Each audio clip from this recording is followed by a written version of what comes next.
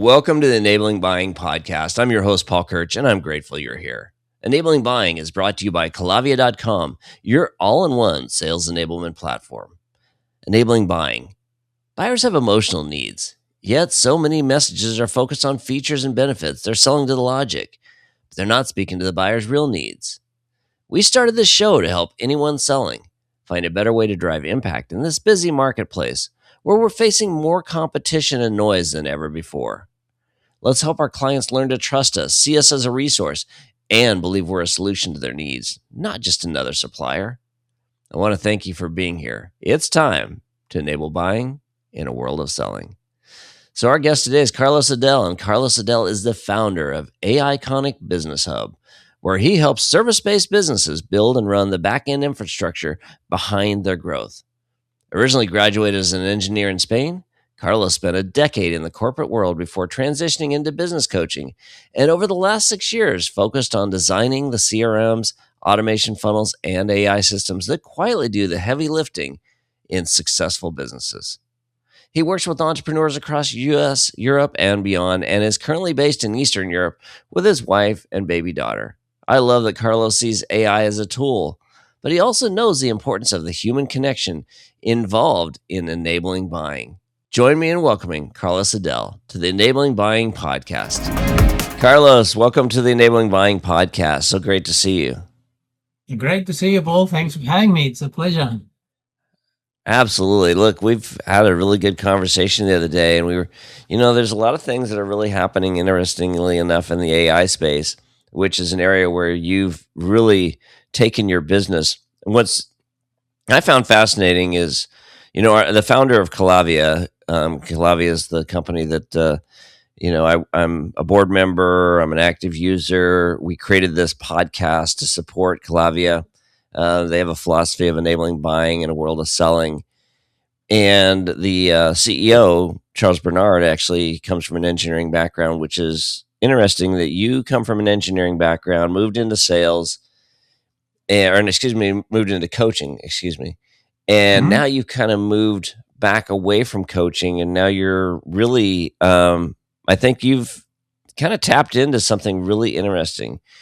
AI creates so many opportunities, automation, ways to maximize opportunities, but that human element is still so important. Can you talk a little bit about how you see the human side of engagement impacting the way AI tools are used and in the future going to be used even more? Yeah, great topic. No, you got it right, actually. I have an engineering background, and then I landed in sales in the corporate world. So, I've been working in sales roles most of my time in the corporate world. And then when I finally quit, I built a coaching business. As a business owner and a small business owner, you have to do everything from the sales to the delivery to taxes at the end of the year. So I have a good picture of what it takes to, to generate leads, to do the sales, and what the average business owner is looking for when hiring people, or when having sales teams handling sales. What the AI at the moment, I see it, and probably this conversation would be different if we had it in a month's time. But at the moment, AI is a great little helper, but it's not something you can rely on entirely. And we use AI a lot for lead generation, for example, which it would be part of the sales to find these people who might be interested in your product or services, handle conversations until a certain point. And something that I'm noticing is that a lot of the responses we are getting on these messages that are AI generated feel that they also AI generated. So I feel that there's a lot of AI in the sales process already for many businesses, but there is a point on every conversation that you need the human supervision, right? Because it doesn't matter how much you train the AI on doing things and like giving them the logic training. Like I've spent hours and hours and hours, and there is no way that you can have an AI that's gonna have the logic that you have, the reasoning that you have. So there is two things. The AI is great to create a draft, to create some sort of information document for the human or the person to approve and to take it to the next level or to make the final decision.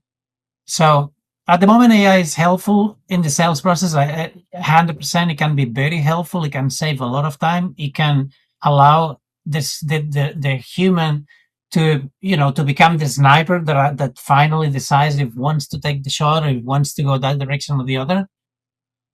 But um, the human side is still necessary, and also ultimately the sales decision is going to be made by a human, not an AI. And you don't want to talk to a bot. I don't want to talk to Yeah. a bot. Ultimately, I want to get on a call with you so I can have a conversation one to one. And if I feel that I'm talking to your AI, I'll say, well, come on, I deserve better than that. So I think this is It's where we are true. at the moment.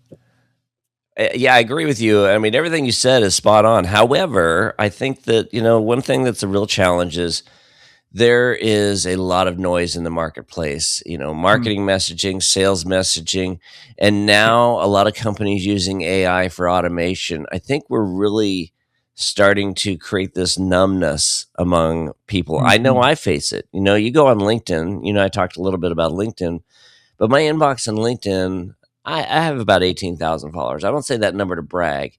If anything, I wish my network were smaller and more focused. It's pretty broad. mhm, I have people in there that are not my ideal clients, but my inbox is just saturated with sales messages every day.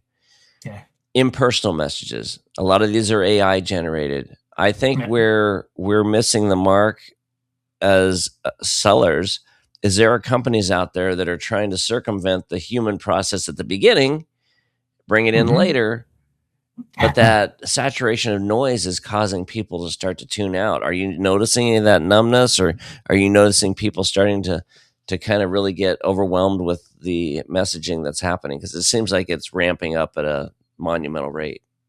Yeah, that's it's a great question. And the thing is, AI is a help, and it can be a great help. And there are good marketers and bad marketers. Like I'm having conversations with the AI that I'm building, that these are better conversations than the ones that I would have, because the way the the English that the AI is pulling is better than my English. I'm Spanish, right?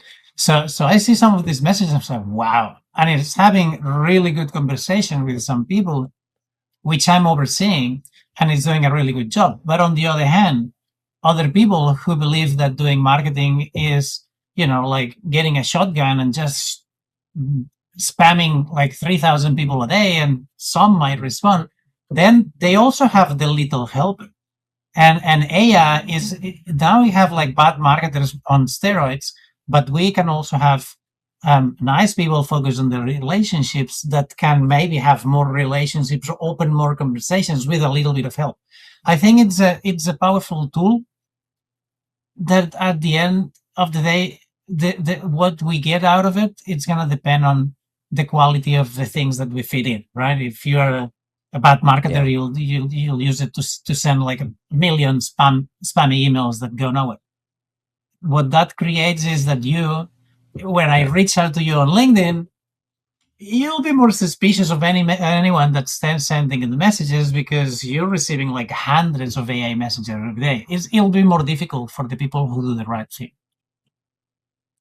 Yeah, I think at some point there's going to be a shift back to more human interaction on the in that initial outreach. But I think right now a lot of companies are trying to seek ways to optimize. I just spoke to somebody this week that she's been in business for 30 years and she's very smart. She's had a very successful business, but she's trying to basically eliminate her front end sales process.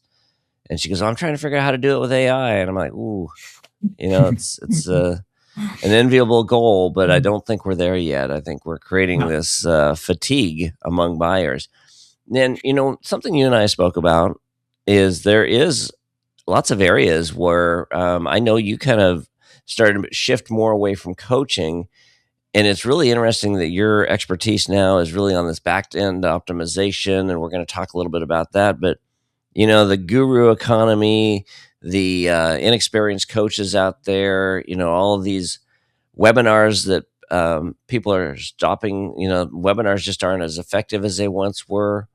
What are you Mhm. seeing in the marketplace that is you're like going, gosh, this is really an uphill battle for anybody that's a coach or really anybody that's in a sales position, not shifting their way of doing business today? What are you seeing out there, Carlos? I mean, the problem is that the noise is increasing. Like the noise that you see in the marketplace is crazy. Now, when it comes to AI and in every industry or in every part of the business and the sales as well, is that everyone that has any interest in AI, like making profit with AI, will sell you that AI is the best thing after best after Yeah, sliced bread. And it's not true. It's more noise. So in right. the marketplace, it's very difficult. Like, look, a few months ago, I realized that we needed to get really into AI because we were more focused on the automation side of things. And even though we were marketing AI or we are doing AI, we were not marketing it enough. And then I said, okay, let's shift a little bit the message, and so people get to see what we do, and it's more AI involved. And after 2 weeks, I was about to revert it back because now everyone is a AI expert. Everyone can do magic with AI, and this, it's not true. Like, Yeah. it's very difficult to stand up today because everyone can create a profile and be a coach or be um, an AI expert, and the only thing they can do is to throw a couple of prompts into ChatGPT. And this, yeah, for salespeople have it really, really tough these days, I believe, compared to a long time ago. The market is I think saturated you're and right. I think, yeah. and it's interesting. When we spoke last, we talked a little bit about how I think trust is becoming the most valuable currency in the marketplace. And I think you and I were both aligned on that idea. What does building trust look like today? And are you seeing some examples where people are doing it well? Some examples where you're going, gosh, these people are missing the mark. If we're talking about trust, if that's one of the most important pieces of the economy, how do we build more trust today? I think I'm going to go back to the human side things, and because I'm thinking about, I've worked with many clients, right? And my business has been growing with zero marketing. The funny thing is, the day that I started doing something that I was enjoying and I was passionate about, and I was doing a good job at it, clients would come to me because they would trust me. Or you're my client, or imagine you're my client, you trust me, you told to someone who trusts you, they trust you, then you tell them about me, and then they trust me. This cannot be replaced with AI. And this to me has been the almost the only factor that's grown my business for the last 2 years.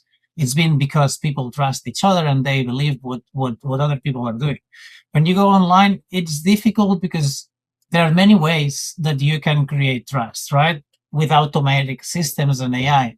But it's just more noise. At the end of the day, you want to have this salesperson that's going to contact you, that's going to send you an email, or that's going to take the time to call you or book a call, um, and build this real trust, because otherwise it's very difficult. I would say the human touch, it's just Yeah, I mean, I love that, and that's such a powerful thought process there, and it's really interesting that you're now really doing something that's in a space which has scale. AI, presents so many opportunities.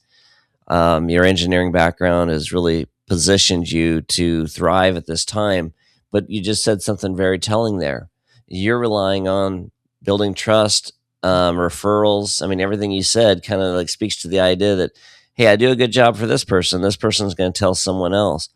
I think in today's market, I always used to say that referral based selling was always risky because you have a finite point of scalability. mhm. You do one bad job with somebody, it's could Yeah, backfire. However, I think today that those referrals are going to become, I mean, they're going to become like almost like a gold currency they're so valuable, because if you're building trust here and this person says, hey, work with Carlos, he's amazing, you can trust this guy, that has such powerful, and people will actually take your call instead of you being a nuisance knocking on their door saying, hey, let me in, let me in. No, 100%. And that's something that I've always heard in the past, and I did not get to. You tell things because you feel they're right, but until the moment that you experience it, it's just a theory, right? And then they say you need to, if you do a good job and you do something you're passionate about, you do a really good job, you keep your clients happy, your business will grow. And I see in the marketplace like two different kind of companies, entrepreneurs, the ones who are really good at selling, really bad at delivering, and the ones that really bad at delivering, but really, really good at delivering, but really bad at selling. Now, the ones who are really good at selling, they sell a lot, but they have a lot of unhappy customers, but they just keep feeding, the top of the funnel. And the other ones usually, like have a hard time to start a business because it's difficult to build a client base when you don't have like a nice front end or sales team, right? So I think we have to have a combination of both. And when it comes to sales, I don't like sales. I'm terrible at sales. I feel itchy with sales. And I believe that we have a misconception about what a sales is, right? We have this car seller back in the 80s that they would put the foot in the door and then they would not let you go until you give them chance. I think sales is more about relationships, and the more relationships you can build with people, the better sales you will make. Because if you trust the salesperson, you'll trust the product they have behind. Now the product and the service, it needs to follow. Yeah, and you're so right. So this show is called Enabling Buying. It's based off of the philosophy Charles Bernard always touts, enabling buying in a world of selling. But the reality is most buying decisions, actually arguably all buying decisions, take place at an emotional level. And where I think a lot of people fall down is they fall in love with their own products. They fall in love with the talking points they create internally. And they're out there speaking to those because those are these easy things to talk about.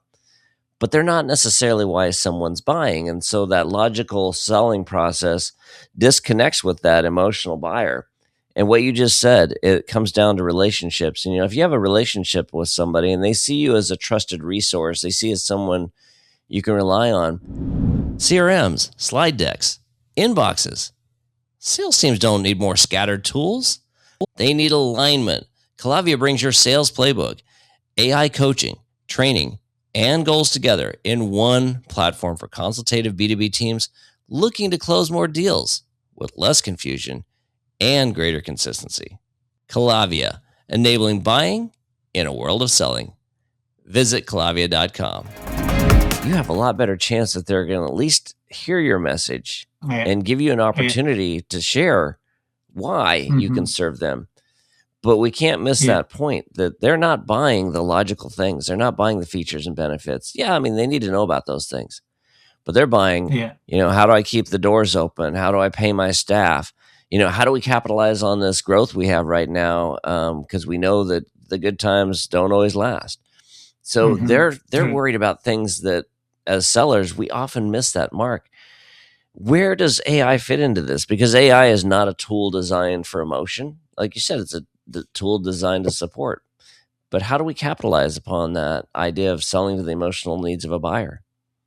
Yeah, that's. I mean, the problem we're having with AI is we're trying to tap into the emotion with something that doesn't feel or breathe, and then it's getting more and more difficult because it's counter. It doesn't work. We're just trying to tap into the emotion with something that it's not able to. What I would say is, like, during the sales process, lead generation, research, market research, product message building, all this kind of stuff, the AI can help a lot with gathering information, with doing research. This is the most clear example. Maybe, like having like organizing a pipeline, having like an organized, the AI can understand when something is a warm lead where someone is someone you want to follow up, and you can create systems that support the human that's behind the sales process. But I would say, if you have this support, instead of having a team of 50 people selling for you, you can have a team of 25 and then support these people with AI, and the AI can take care of all the admin work and all the supporting work that are going to help the salesperson. This I think it's a Yeah. good option right now. I think you're so spot on. And when we look at, like we talked about LinkedIn. I mean, I hate to single out a platform, but LinkedIn's where a lot of people go for B2B relationships, Yeah, opening new doors. I've got like a massive following on LinkedIn, but really, if I was to break it down, there's probably a small, very small handful of people that I have relationships with, and those are the ones that really matter. And it's like I used to have this philosophy: grow your network, get as many people as you can, get as many people so you can connect and you can do all these things. yeah, But what I find is it's that really that core audience that matters, and I think that's the missing piece when you think about you know tools like LinkedIn, leveraging automation. Um, there's so many opportunities to alienate versus attract. Talk a little bit about human assisted outreach versus AI automation, because I think what you're describing is really powerful, Carlos. This idea that, yes, use this tool, it's going to help save some time, cut some corners, but we still need that human element. So, talk about the human assisted outreach concept. yeah. This is something that I mean, I don't know. Like I just I in my case, and I'll explain that because I don't like to use these tools on LinkedIn and automations and all this kind of stuff. Usually, it destroys any credibility you can have with people. And I did that in the past. That's why I know it. Um, and now, I had some time in my hands, and so I need to go back to LinkedIn and reach out to people, have some real conversations and calls like the one you and I had recently. But I don't like the part, and most business owners, I think they will agree, of going there, like engaging and talking and starting conversations and following up and remembering everyone they need to reach out to follow up with. Is it's kind of exhausting for most people. So I was thinking, how can I make this process, make it fun? And we built internally an integration. Basically what it does is like, I'm just asking, like, look at for all the people I had conversations in the past and see what people might be interesting to re-engage and have this chat. So I asked to do that, and then I go on to doing my things. Instead of me spending hours filtering through messages, the AI can do that this much faster than me if I give the right instructions. Now I get the messages, I get a selection of, let's say, 20 people, and then it's easier for me to go and look for these 20 people and say, yes, I really want to reconnect with these 15 people, send them this kind of message. And then this is automated, right? Ultimately, I make the decision, but I don't spend the time that it takes to write all these messages, send these messages, and all these things. And then I get the AI to do that the following day. I'll say, well, check it out. How are the conversations? And then it brings to me the conversation. Say, okay, let's respond. And mostly the AI, it will respond very similar to how I would do it, but I still review all these messages. I give feedback with the hope that the AI, it will Mhm. do a better job the next time. But I still check it, right? Because I don't want to send something to anyone um, by a bot pretending that it's me. It helps me in that regard.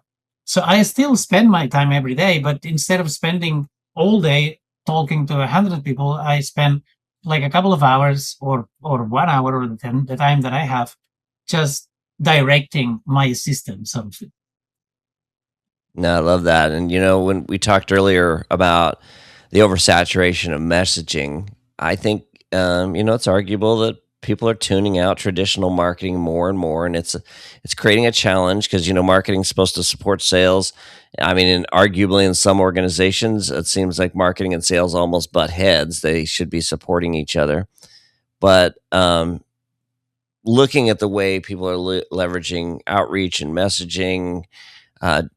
traditional marketing, is it harder to reach audiences today or harder to impress them? Because I think that's the interesting challenge. I think, we're at Oh, a time where reaching people is not that hard. Getting them to listen uh, and being impressed by our message, that's where the challenge lies. that was a great question, and I was saying that the last time I checked, and that was like 4 years ago, the time span, the attention span that we humans have, it's minimal. I think it's like 3 seconds, which is way below the attention span of a goldfish.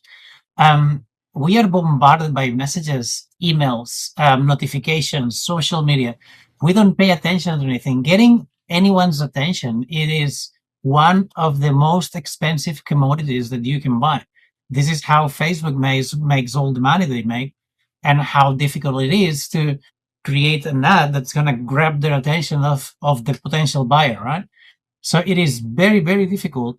Um, Not to mention how difficult it is to understand for companies to create what, like the triad, which I call the triad, the product, service, message, and audience, right?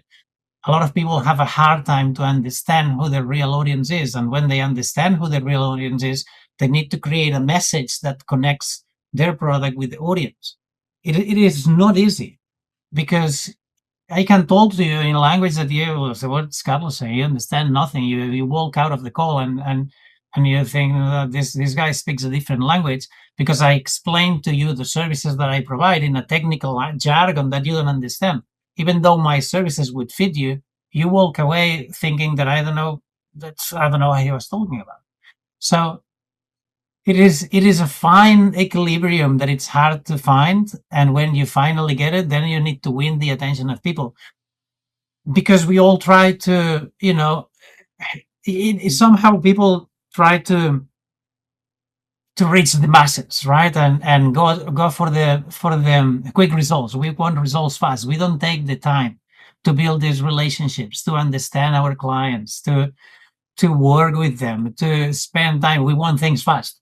And that is one of the reasons a lot of businesses fail, because we don't understand that things take time to build sometimes, starting with relationships. Yeah, absolutely. And when we first met, you made me laugh because you were talking about back end systems as a competitive advantage, and you said that's your jam. And what a great statement! It's obvious an area that excites you, and you have built an interesting specialization. As we close this out, I want to ask one final question, because I think, looking at that back end process, what does a healthy sales infrastructure look like today? Oh, that's a tricky question. I would say it depends on the kind of business you're having. I would say, depending on the size, depending on the needs. I have no sales infrastructure in my business. I'm just trying to put something together, because, as I said before, everyone comes from referral. But I would say, you want to have a sales system that it doesn't overflow your delivery system, right? Like, and this is the mistake that some companies make. They try to put as many leads as possible and as many clients as possible to grow the revenue, but then the backend system is not ready, and then customers Yeah. live unhappy and underserviced. I would say, you need to coordinate and create a system that brings in leads at a speed that you can deliver.